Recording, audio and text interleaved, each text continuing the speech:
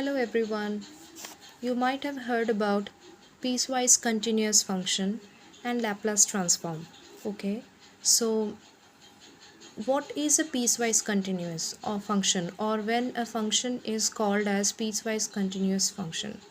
Okay, any function, let's consider as f of t. Any function f of t would be a piecewise continuous function when the value of f of t will be 0 or greater than 0 but not equals to infinity. Okay, if it is, then it is not a piecewise. If this condition exists, that it is the value of the function is 0 or greater than 0 but not exactly equal to infinity, then it is a piecewise continuous function. Okay, and what is the condition of Laplace transform?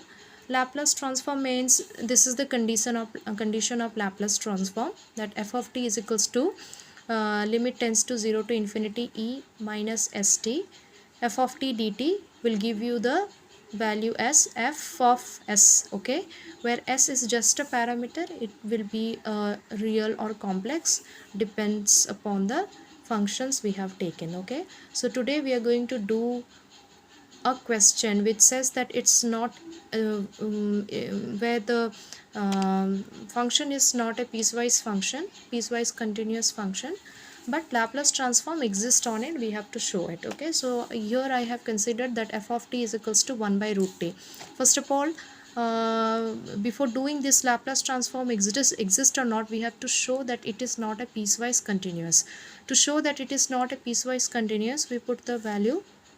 As you know, I have told you that piecewise continuous means the value should be 0 or greater than 0, but it not supposed to be an infinity. Okay, it not should be an infinity.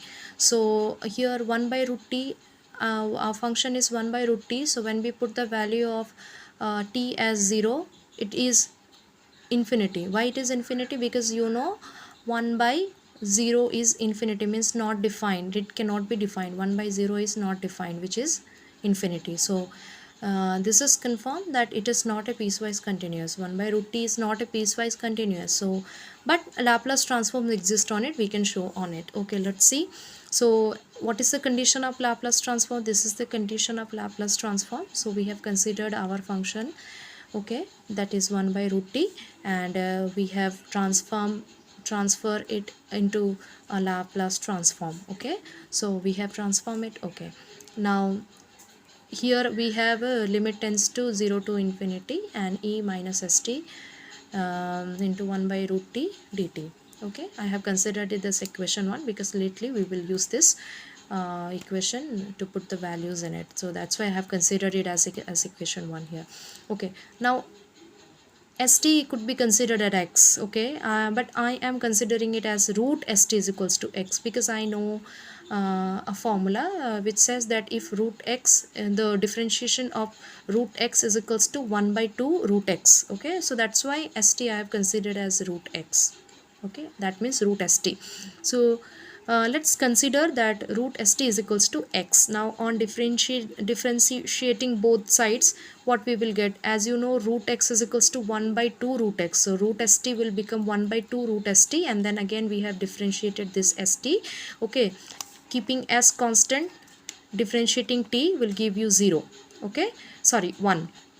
Again, keeping t constant and t as it is, keeping t as it is, and differentiating s, then it will give you as 0, because s is just a parameter over here, so 0.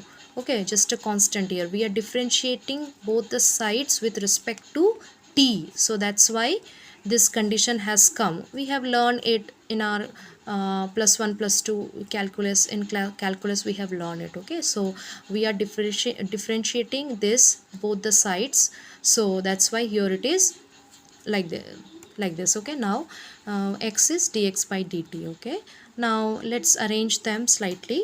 Okay, so 1 by 2 root st into s dx by dt. Now you know it is root st, so root st can also be written as root s into root t. Okay, so if you take like this, then here the root st and this s will be cancelled, which will give you as root s. Okay, so 1 by 2 root t root s is equals to dx by dt. We'll arrange them again. So 1 by root t dt is equals to 2 dx by root s. Okay, we have just, this has just come from arrangement. Okay, now what we have to do, we have got the value of 1 by root t dt. Okay, which is in equation 1 by root t into dt, that is the value of 1 by root t into dt. Okay, but what about e minus st? Okay, so as you know, we have taken root st is equals to x. So if we square both the sides, if you square them, okay, if you square both the sides, we'll get st is equals to x square. So e minus st can also be written as e minus x square, and we have already the value of 1 by root t dt, so that is 2 dx by root s. Okay, so now what we will do, 2 by root s is constant, so we have taken it out. So we are just left with limit 0 to infinity e minus x square dx. Okay, now we will integrate them. So we are going to integrate this function with the help of gamma function. Okay, there is a way to integrate a function through gamma function, so we are going to do it by that.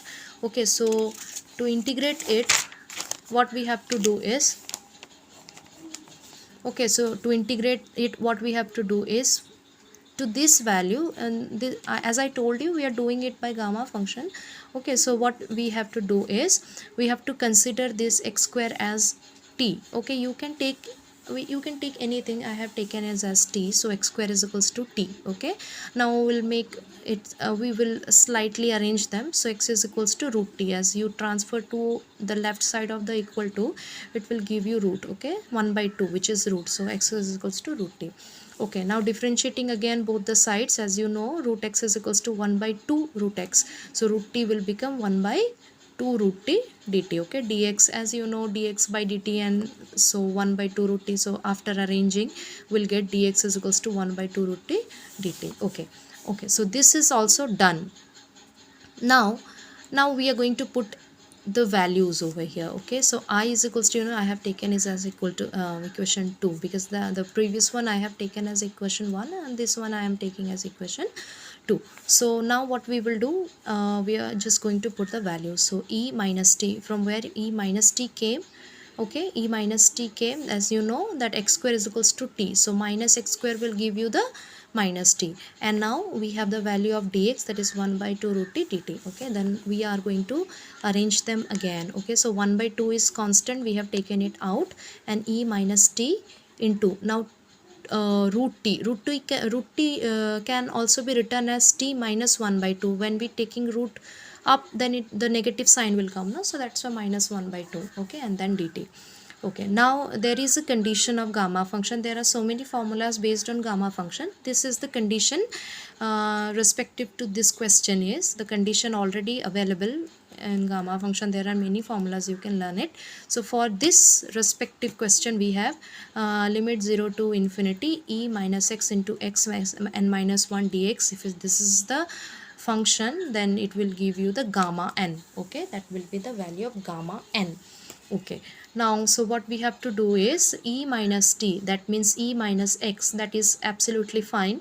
But what about t minus 1 by 2? We can write t minus 1 by 2 as t raised to the power 1 by 2 minus 1, can be write like this. Okay, so when we write like this, we'll get the same as 1 minus 1 by 2, so that's why we're writing it. Okay, so the purpose of writing it like this, we have to convert r into this, that's why. Okay, so as you know, this and this form is now similar, so which will give you the value gamma n. So here our n is 1 by 2, here our n is 1 by 2, so our value is gamma 1 by 2. 1 by 2 is constant, so we are writing it 1 by 2 gamma 1 by 2. Now we have already the value of gamma 1 by 2, which is root pi. Okay, so you should know that gamma 1 by 2 gives you the value root pi. Okay, so 1 by 2 root pi, which can also be written as root pi by 2. Okay, now we are going to put this value and this value, okay, in equation. So we are going to write, we are just going to write the value, okay, together. Okay, so here 2 root s is constant, and we are just going to put the value of this, which we have got now as root pi by 2. So when we put the values together, we'll get here, after cancelling we'll get root pi by root s, which can also be written as root pi by s. Okay, thank you.